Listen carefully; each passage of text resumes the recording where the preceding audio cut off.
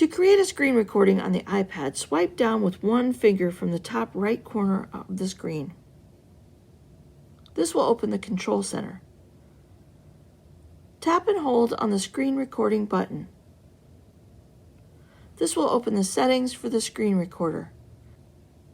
Tap on the microphone button if you want to be able to capture your voice or sounds from the iPad as part of your recording.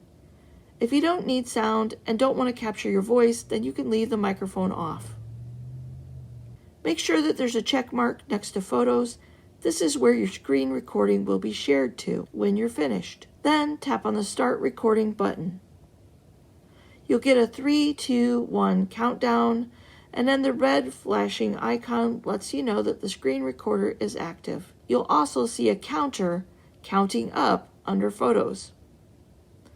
Go ahead and tap on the screen to close up that menu, and tap on the screen again to close the Control Center. Now you'll see a red button at the top of the screen, letting you know that the screen recorder is on and your screen is being recorded. Let's make a quick screen recording on how to add a new note in Notability. Tap on the Notability app.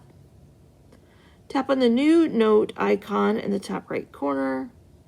And since the pencil icon is selected in the toolbar, we can write on the screen with our finger or a stylus.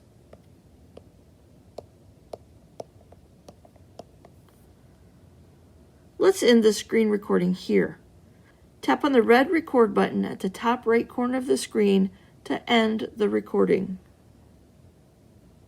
You'll see a little pop-up asking you if you want to stop the recording. Tap on Stop.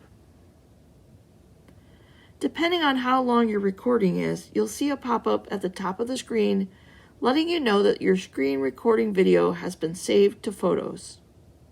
I'm going to tap the Home button to jump out of Notability, and now when I tap on the Photos app, I see that my screen recording is saved there in Photos, and I can bring that up full screen and turn the audio on. Is active.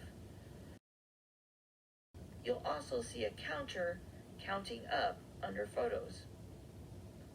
Go ahead and tap on the screen to close up that menu, and tap on the screen again to close the Control Center.